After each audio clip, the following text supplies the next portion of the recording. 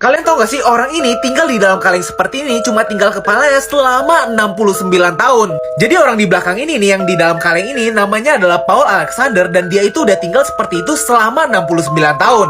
Alex tinggal di dalam kaleng seperti ini karena tubuhnya itu terserang virus polio dari tahun 1952 sehingga dia itu tidak bisa menggerakkan dari bagian leher ke bawahnya ini termasuk bernafas. Jadi kaleng ini membantu Alex untuk bernafas dan ini disebut sebagai iron lung atau paru-paru besi guys.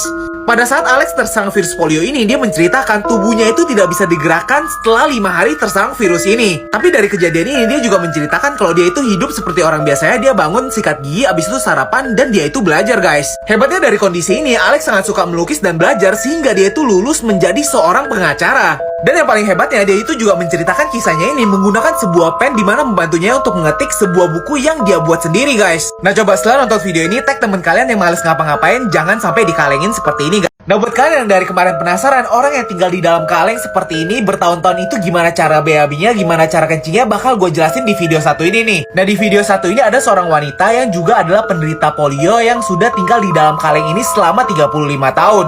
Jadi sama dia ini juga menceritakan dulu setelah dia married itu tiba-tiba dia itu terkena penyakit polio dan dia itu tidak bisa bergerak sama sekali guys. Nah rupanya orang yang tinggal di dalam kaleng seperti ini nih bisa kita lihat nih bisa diangkat menggunakan elevator gitu loh, diangkat untuk dimasukkan lagi ke dalam kalengnya ini. Jadi kalau misalnya orang yang tinggal di dalam kaleng seperti ini dia itu pengen BAB, dia itu pengen kencing, ya udah dia pakai popok abis itu dibersihkan sama orang-orang yang merawatnya guys. Nah wanita ini juga menceritakan sebenarnya dalam 1 minggu itu dia di dalam kaleng 6 hari dan 1 harinya itu bisa keluar tapi harus menggunakan alat seperti ini guys. Soalnya napasnya susah banget. Karena kalau bernafas di luar kaleng ini tuh capek banget kayak orang olahraga. Nah buat kalian yang mau lihat paru-parunya itu di dalam kaleng gimana ditaruhnya, udah gue taruh di Instagram gue guys. Gak bisa gue munculin di sini soalnya nanti kena violation. Langsung cek di Instagram gue ya guys.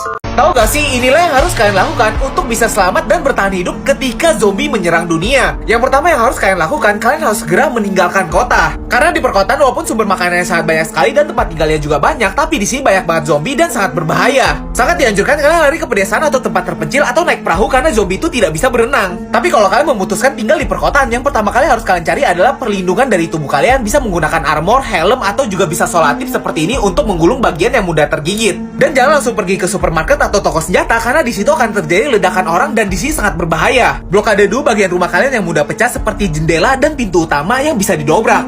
Nah setelah itu semua, sekarang saatnya untuk mencari suplai makanan. Tapi ingat, jangan menggunakan kendaraan seperti ini karena sangat memancing perhatian dari zombie. Ketika kalian memilih makanan, ingatlah mengambil makanan yang bisa bertahan lama seperti makanan kaleng. Dan ambillah minuman yang banyak karena kalian membutuhkan air. Dan jangan lupa juga mengambil obat-obatan yang paling penting. Dan yang terakhir, jangan lupa mengambil baterai dan radio untuk berkomunikasi. Semoga kalian bisa bertahan hidup guys. Kalian tau gak sih guys, bentar lagi pasti ada video komedi yang kayak gini nih. Ini stangnya berat banget cuy. Belum diservis kali stangnya. Ya kocak banget kalau nggak servis mah. Berat emang. Ini. Belok sendiri nih. Belok sendiri nih. Belok sendiri nih. Astagfirullah. Nah kalau kalian yang nggak ngerti lucunya di mana video barusan, coba cari jawabannya di kolom komentar guys. Gila guys, siapa yang berani pakai toilet transparan ini di Jepang? Jadi Jepang baru saja mengeluarkan toilet transparan seperti ini di publik guys. Jadi kalau kalian pergi ke Jepang dan pergi ke tamannya itu, kalian bisa menggunakan toilet transparan seperti ini nih. Kalian lihat tuh di dalamnya kalian bisa ngeliat keluar. Tapi tenang aja guys, ketika kalian menggunakan toilet ini dan mengunci pintunya, akan langsung tertutup seperti ini nih. Nggak kelihatan dari luar sama sekali dan dari dalam juga nggak kelihatan guys. Dan banyak banget turis asing yang memperhatikan toilet ini dan mereka terkejut kalau ada teknologi seperti ini di Jepang. Nah rupanya Jepang menciptakan toilet seperti ini agar orang yang mau menggunakan toiletnya ini bisa tahu dulu nih sebelum dia masuk ke dalam toilet itu, dia bisa lihat nih toiletnya bersih apa enggak dari luar. Karena rupanya kebanyakan orang yang menggunakan toilet umum itu mereka tuh takut banget sama keadaan yang di dalam toiletnya ini nih. Kadang kotor banget, kadang bau banget, kadang menjijikan banget kan guys. Ditambah lagi toilet seperti ini akan menciptakan kesadaran ketika kalian selesai menggunakannya. Jadi kalau kalian tidak membersihkannya, kalian akan malu sendiri, kalian meninggalkan toilet itu kotor guys, bisa dilihat orang lain. Nah gimana menurut kalian? Kira-kira cocok nggak ya kalau dibuat di Indonesia? Kalian tau gak sih fenomena manusia silver di Indonesia itu sudah memikat perhatian internasional, di mana ini ada satu media dari Cina yang menginterview orang yang bekerja sebagai manusia silver. Dia adalah seorang wanita berusia 29 tahun dan dia itu bekerja sebagai seorang manusia silver sudah selama 3 bulan. Dia ini bekerja bersama keluarganya, di sini ada keponakannya dan di sini yang paling kecil adalah anaknya. Jadi wanita ini menceritakan dia bekerja sebagai seorang manusia silver memang karena terpaksa keadaan di mana sekarang itu sangat sulit mencari pekerjaan. Dan yang perlu kalian ketahui, walaupun pekerjaan mereka ini kelihatan kelihatan sangat simpel sekali, tapi ini sangat berbahaya loh. Buat kalian yang nggak tahu, walaupun pekerjaan mereka ini kelihatan sangat simpel sekali, tapi sangat berbahaya karena mereka itu menggunakan pewarna yang sangat berbahaya di kulit mereka loh. Jadi bahannya adalah pewarna tekstil yang dicampur dengan minyak dapur yang dioleskan ke kulit kalian guys, dan ini belum pernah dites di kulit manusia. Diperkirakan kalau terus-menerus seperti itu bisa saja menyebabkan penyakit kulit yang sangat mengerikan guys. Dan dari pekerjaan ini, wanita ini mengaku dia mendapatkan 70-50 ribu satu harinya guys. Apakah sebanding? Kalian ada yang suka gak ngapa-ngapain tapi kalian pengen dibayar gak sih? Mungkin pekerjaan ini cocok nih buat kalian. Jadi di Jepang ada sebuah pekerjaan di mana kalian itu dibayar tapi nggak perlu ngapa-ngapain guys. Jadi pria ini bernama Morimoto Shoji yang berusia 37 tahun dan dia itu hidup di Jepang dan bekerja sebagai orang yang gak ngapa-ngapain tapi dibayar 1,4 juta. Jadi pekerjaan si Shoji ini bener-bener tuh gak ngapa-ngapain guys. Dia itu cukup ngikutin orang yang ngebayarin dia dan cuma nemenin doang. Bahkan di sini kalau misalnya si Shoji ini diajak sama klien itu pergi ke tempat yang jauh untuk nemenin, dia itu harus dibayarin tiket perginya dan makannya guys. Dan di sini kliennya juga sempat diinterview, ditanya emang ngapain sih nyewa si Shoji itu nggak ngapa-ngapain kok mau dibayar gitu. Dan orangnya ini bilang dia itu cuma butuh temen untuk mendengarkan ceritanya ini. Dan ketika kliennya ini curhat ke Shoji, Shoji itu juga punya hak, dia itu bisa membalas atau tidak membalas sama sekali guys. Soalnya itu bener-bener pekerjaannya nggak ngapa-ngapain. Nah gimana, kira-kira ada yang cocok gak sama pekerjaan ini? Mungkin bisa ke Jepang guys. Gila, wanita ini adalah model dengan pose tercepat di dunia. Dia itu bisa melakukan 2 pose dalam 1 detik guys. Lihat tuh, gerakannya cepet banget. Dan rekornya itu, dia itu dalam sehari bisa menggunakan baju sebanyak 485 buah. Pokoknya kalian lihat tuh, gerakannya bener-bener setiap detiknya tuh bener-bener pose model banget deh, keren banget. Dan yang makin gila ya, kalian tahu gak sih guys, dia juga sedang berusaha untuk mempercepat gerakannya biar bisa 3 gerakan dalam 1 detik.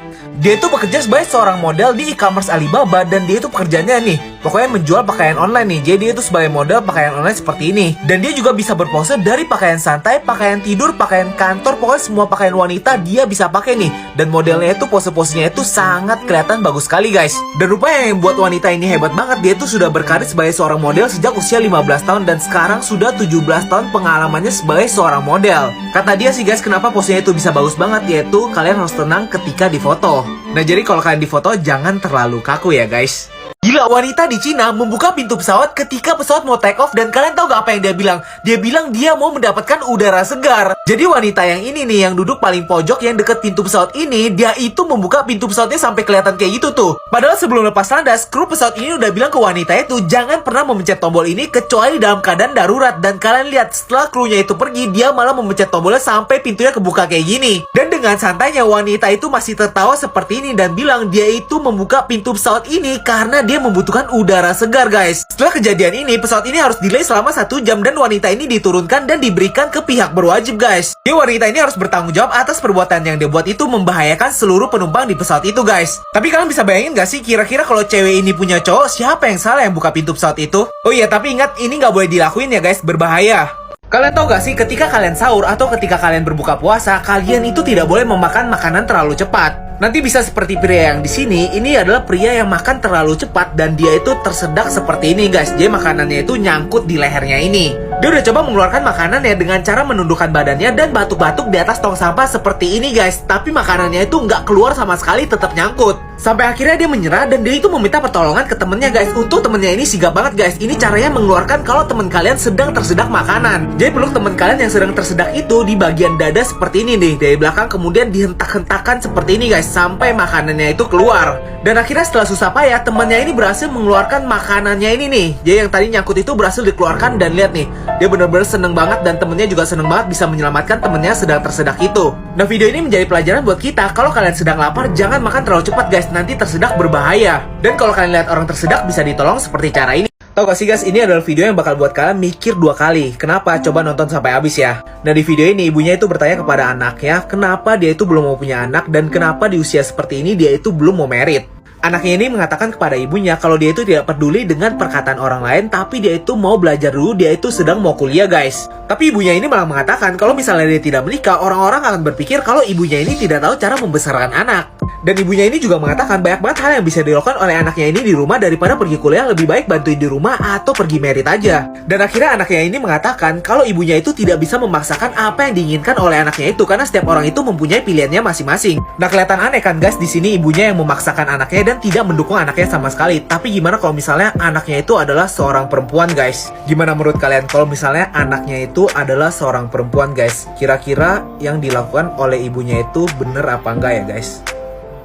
Oh ya, video lengkapnya ada di Instagram gue guys.